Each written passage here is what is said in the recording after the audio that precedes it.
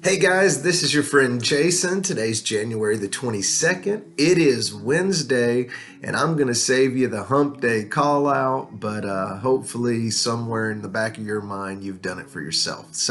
I'm not going to make this very long today. I just want to kind of share a few thoughts that have been on my mind. Since yesterday, and really thank you so much for those that reached out to me. That meant the world to me. When we're at a place when we're struggling, sometimes all we need to know is that we have people who care about us. And guys, I'm not feeling sorry for myself here, but it really felt good just for those who reached out to me. So thank you so much for doing that. What I want to talk to you about today is the topic of pruning. And this is something that I just got to thinking about kind of because of how I felt recently. And I just want to share this principle with you because as I thought about it, even yesterday, and as I had the opportunity to share with a few people yesterday about this very topic, it really encouraged me and it made me to understand that, sometimes, we have to go through different changes. So anyway, here's the concept, right? The concept of pruning is something that we do in order for something to actually grow. But in order for something to grow, you actually have to reduce it or you have to strip it away. A great example of this would be a rose bush, right? You all have seen a rose bush, and when it is in full bloom, it is one of the most beautiful sights to behold. I mean, I know I'm kind of a guy's guy, and by the way, getting the beard back, I hope y'all notice. But I'm kind of a guy's guy, but I still, man, if you can't appreciate the beauty of a rose bush in full bloom, yeah, probably something's wrong with you, and we need to pray for you. So just let us know, we'll do that. But one thing that people don't appreciate sometimes about that rose bush is this. If that rose bush were to go to full bloom, right, and it were never to be trimmed back, the next year it's not going to have that same full bloom. It's going to be diminished because it's not been manicured, it's not been maintained. And in subsequent years, if it's not been cut back, it's still going to have a diminished return. And so what happens is with that rose bush, in order for it to reach its full potential and to continue to grow, it has to go through a season of trimming away. Okay.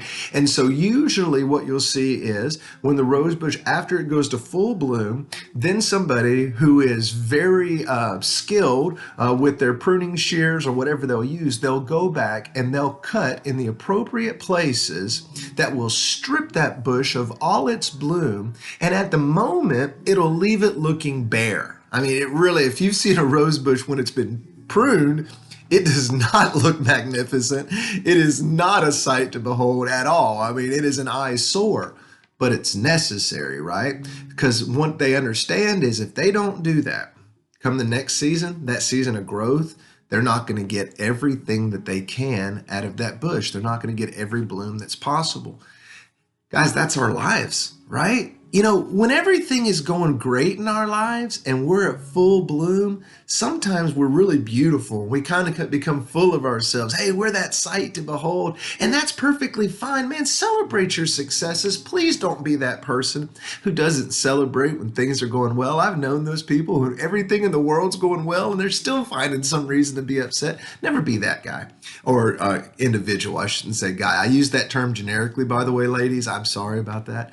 But don't be that person, right? Celebrate those successes, but also understand that in that season of pruning, you're not going to look that way. Things may not look like they're going right in their life. People may not look at you because you're some sight to behold. You may have become an eyesore in your current condition, but that's the process of being pruned. Sometimes you have to be cut or stripped away from things so that in the next season of your life, you can reach that full bloom and that full potential again. And then hopefully you'll be pruned and you'll be able to come back for the next season. And this gives you the opportunity for long-term development. It gives you the opportunity for full potential. It gives you the opportunity for sustainability. If you only had one season in your life where you got to bloom, and then you were never pruned, I promise you, you would never grow. Now, we could talk a different story, and maybe we will one day, about how the pruning shears in the wrong hands turn from a tool to a weapon. There are some people who you may think are pruning you who are actually cutting you for damage, but we'll talk about that another day. But in the pruning process, just understand, guys, It's part of your bloom. And so if you're in a time and you've already gone through your blooming season and man, you loved it. I mean, your flowers were vibrant. You were rich. You were, I mean, and I don't mean, monetarily, maybe you were, but you had everything, or people felt like you had everything. And now you're in a season of being pruned, and you look and you go, man, I'm bare bones. I mean, all I am is thorns and thistles here. What good am I? Just understand you're being pruned. And I'm speaking to myself on this. So do not worry. If this is a season that you're in full bloom, praise God. That's perfectly fine. I hope you get pruned though. That way you can continue to grow. All right, guys, that's all I've got today. I'm going to be with my wife today. We get the opportunity to spend some time together. And so I am really looking forward to that. I'm just praying that we have a great time together, and nobody I love more on this earth than that lady. So, all right, y'all have a great day. Bye.